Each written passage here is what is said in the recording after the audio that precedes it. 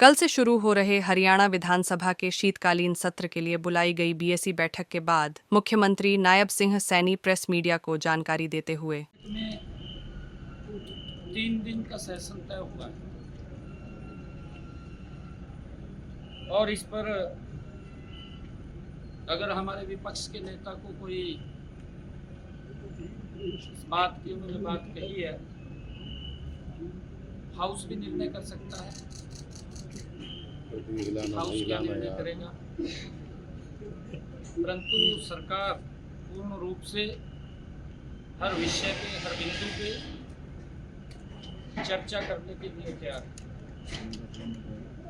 अविश्वास प्रस्ताव लाने की बात कह रहे हैं सर, अविश्वास प्रस्ताव लेकर के आइए सरकार। मैंने कहा है कि हम हर विषय पर, हर बिंदु पर सरकार पूर्ण रूप से जवाब देने के लिए भी तैयार है, चर्चा के लिए भी तैयार है। और मैं बताना चाहता हूं, जैसा मैंने अभी कहा भी है, कि अभी बजट सेशन हुआ था। बजट सेशन के बाद दूसरा सत्र अगर बुलाना होता है तो 6 महीने के बाद उसको बुला सकते हैं। 6 महीने बजट सत्र के बाद 26 फरवरी को होने हैं। उसके बावजूद भी हमने ये विंटर सेशन बुलाया और क्योंकि उन्होंने समय की बात करी है, समय के ऊपर मैं कहना चाहता हूं, कभी भी अगर इतिहास के अंदर उठा करके आप लोग देखेंगे, 2007, अगर मैं 2004 से बात करूं, मेरे ख्याल से 2004 में कांग्रेस की सरकार आई थी। 2004 में 2 दिन का सेशन बुलाया इन्होंने। 2005 में 3 दिन का बुलाया। 2007 में सिर्फ 2 सेशन करे एक साल में, मात्र 2 सेशन, एक मार्च में किया और दूसरा सितंबर में किया। 2 सेशन हुए। 2008 में भी 2 सेशन हुए, मात्र सेशन ही नहीं बुलाते थे। और 2010 में 2 सेशन किए, मार्च में किया, सितंबर में किया। 2011 में मात्र 2 सेशन किए, एक मार्च में किया, एक अगस्त में किया। 2012 में भी 2 सेशन किए। इस प्रथा को आदरणीय मनोहर लाल जी ने बदला। 2014 के बाद ये सत्र 4 दिन का हुआ है। हमारा जो सत्र था 2024 में, हमने उसको 5 दिन का किया, क्योंकि जितना बिजनेस है उस बिजनेस के हिसाब से सत्र चलता है। और पिछला जो सत्र था अच्छा है। मैं विपक्षी साथियों को एक बात कहना चाहूंगा, सार्थक चर्चा करें और जनता के हित के मुद्दे लेकर के आए। जब ये अपनी तो उठपटांग बात करते हैं और जब सरकार जवाब देती है वॉकआउट करके चले जाते हैं, फिर सुनने का भी मादा नहीं है। बात भी सुननी चाहिए और सार्थक चर्चा करनी चाहिए, मेरा आग्रह है। क्योंकि लगातार हार से कांग्रेस फ्रस्ट्रेशन में है, अभी भी नहीं उभरे हैं, क्योंकि हार पच नहीं रही। ये तो राजी हुए बैठे थे कि सरकार बनी पड़ी है, परंतु प्रदेश की जनता ने पिछले 11 वर्षों का काम आदरणीय मोदी जी के नेतृत्व वाली डबल इंजन की सरकार, उसके ऊपर मोहर लगाई है और आरोप तो लगाते हैं। मेरा आग्रह है कि हम सार्थक चर्चा करें, जनता के मुद्दों को लेकर के चर्चा करें।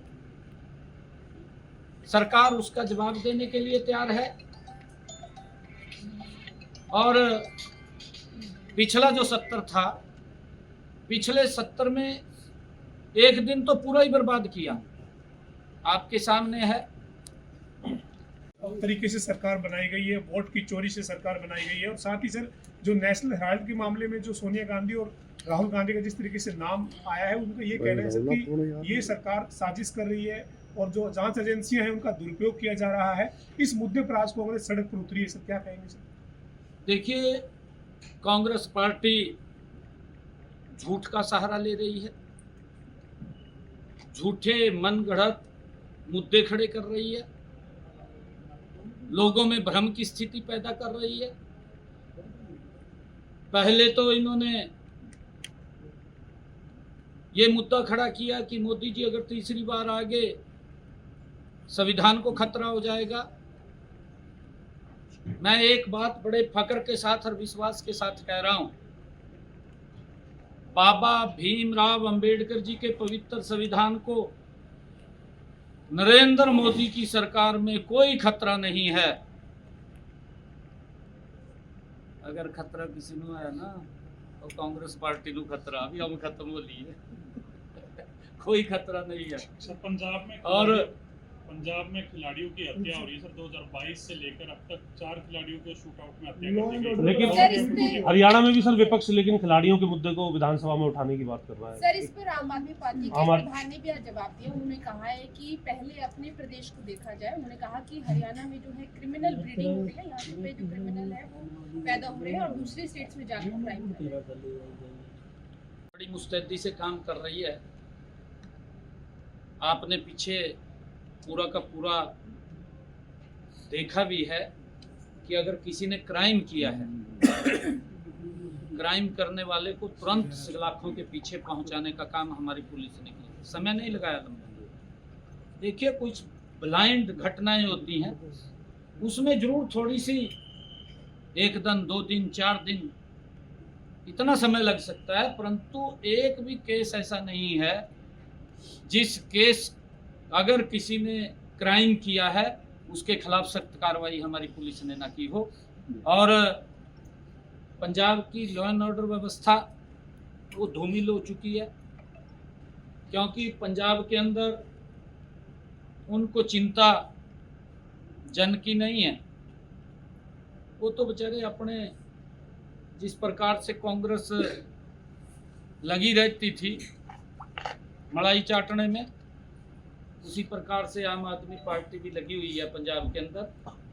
वहाँ का किसान भी बेहाल है, वहाँ का खिलाड़ी सुरक्षित नहीं है, वहाँ में महिलाओं के अंदर, वहाँ युवाओं की स्थिति, ये सब पंजाब के लोग देख रहे हैं।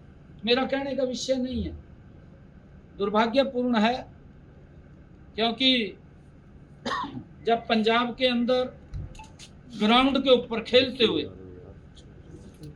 पब्लिक के बीच में एक हमारे खिलाड़ी को गोलियों से भून दिया जाता है, तो सुरक्षित स्थान कहाँ है पब्लिक के बीच में?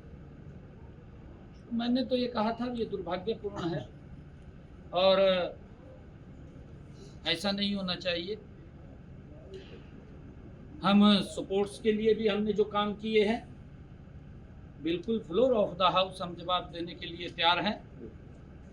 हमारी स्पोर्ट्स की जो नीति थी, अगर वो अच्छी थी, 2014 से पहले कितने मेडल इनके समय में आए, 2014 के बाद कितने मेडल हमारे जांबाज खिलाड़ी लेकर के आए, ये सरकार की नीति का ही परिणाम है। हम वो मंच प्रदान कर रहे हैं, खेल के इंफ्रास्ट्रक्चर को हम लगातार मजबूती की ओर ले जा रहे हैं। हम ये चाहते हैं कि हमारे हर गांव से ऐसे खिलाड़ी निकल करके आए जो राष्ट्रीय अंतर्राष्ट्रीय स्तर पर हरियाणा के नाम को ऊंचा करें। लेकिन विपक्ष सर खिलाड़ियों की मौत को भी मुद्दा बना रहा है, जिस तरीके से रोहतक के अंदर जो घटना हुई थी उस पर भी चाहे वो मीडिया में देखें या विधानसभा में देखें, उसे एक बड़ा मुद्दा उसके ऊपर मैंने कहा था, देखिए दुर्भाग्यपूर्ण है घटना, और क्योंकि जो हमने वो देखा था कि पंचायत के द्वारा वो निर्मित था, हमने वहां पर जो डीएसओ था उसके खिलाफ भी कार्रवाई की है। परिवार ने ये कहा कि हम एफआईआर दर्ज कराएंगे, मैं कराइए, एफआईआर दर्ज कराइए। और सरकार पूर्ण रूप से परिवार के साथ है, सरकार खिलाड़ियों के साथ है। सर, हरियाणा के डीजीपी बदले जाने को लेकर भी चर्चा है, तो कोई है? Thank you.